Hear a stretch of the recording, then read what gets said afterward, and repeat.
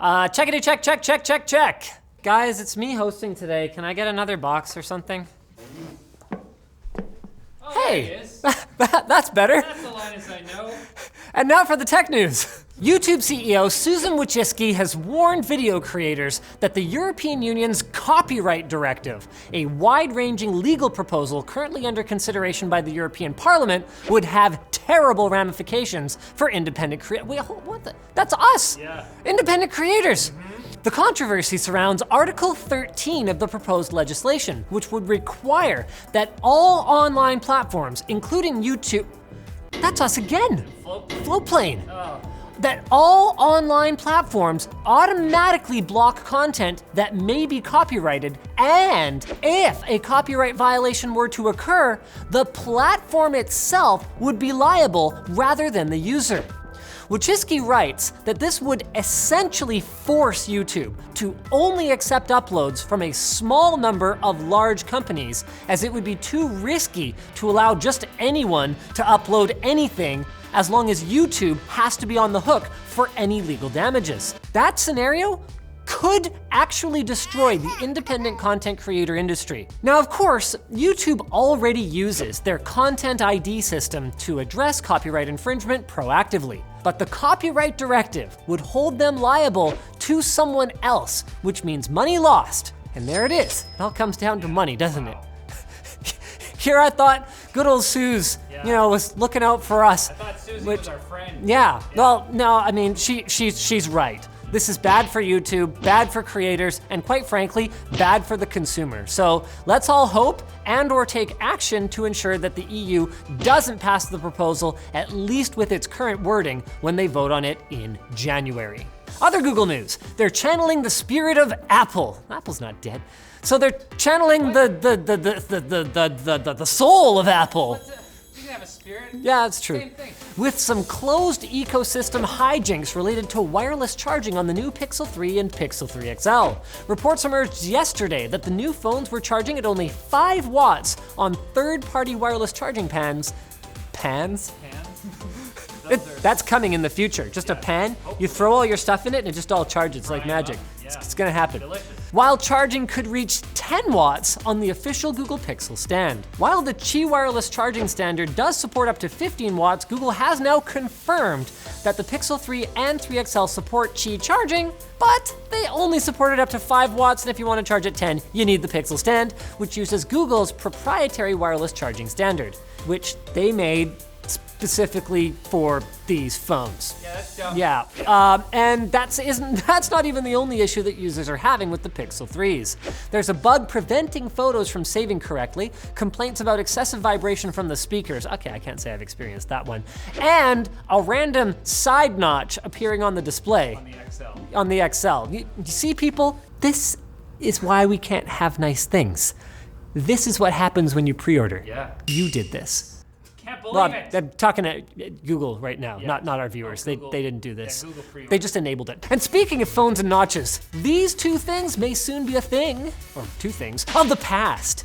After leaks pointed to Samsung working on a number of under-display technologies, the company has teased the A8s, an all-screen phone, at the launch event for the Galaxy A9s in China.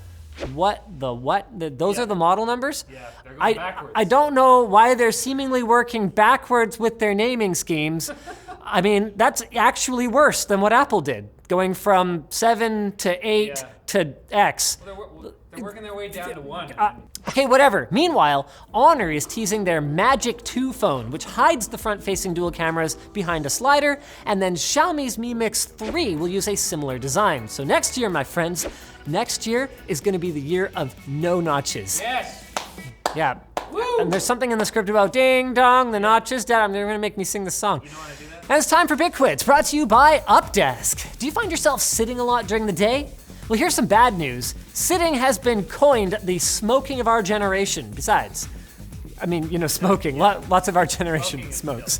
Anyway, there's good news. Updesk offers a ton of sit/stand solutions like desktop workstations, full desks, and even fancy words like ergonomic accessories. We've actually got a bunch of them here at Linus Media Group, and actually almost everyone uses the sit stand functionality, so check them out at the link in the video description, just in case it's not updesk.com, I don't even know. The co-founder of Oculus, Brendan Aribe, sure that's not how you pronounce that, is leaving Facebook after news broke that the company had canceled the next-gen version of the Oculus Rift VR headset. Which isn't to say that Oculus isn't making more Rift headsets, it's just that the current version they were working on, the Rift 2 so to speak, was canceled. So Brendan's leaving seems like a bit of an overreaction maybe, although his exit does follow on the heels of the exodus of co-founders of Instagram and WhatsApp, so maybe it's just crappy to have a lizard person for a boss, I don't know. I don't know. Can't imagine it's What's good. it like for you?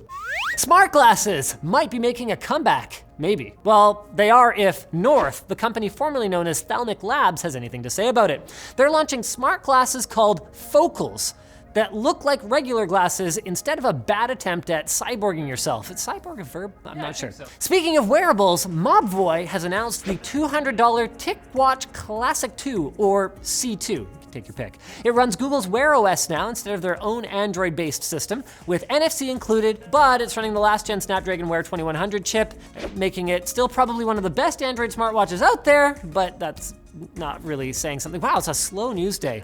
HTC's buzzword-worthy blockchain phone, the Exodus 1, is now up for pre-order. This is news, What? complete with its own cryptocurrency called Zion. But you can only purchase it with cryptocurrency, which is 0.15 Bitcoins, 478 Ether tokens, or that equates to $960 US. Worth it. You know, HTC, we can Google how much that converts to in real money. It's only 0.15 That's Bitcoin. a lot. That's a lot. Less than- Finally, Apple and Samsung have been fined by Italy for allegedly releasing software updates that slowed down old phones on purpose in order to force users to upgrade to a newer model. Samsung has denied the allegations, and interestingly, the last release of iOS actually sped up the performance for a lot of older iPhones, so Italy is gonna have to prove that this actually happened. This might just be a ploy for attention. Yeah. Like, Italy's all like, is anyone looking at us? Yeah. We're the boot one. Well, that's it for the tech news today. Wednesday, October the 24th, but don't worry, there's lots more days left, and hopefully some of them are better.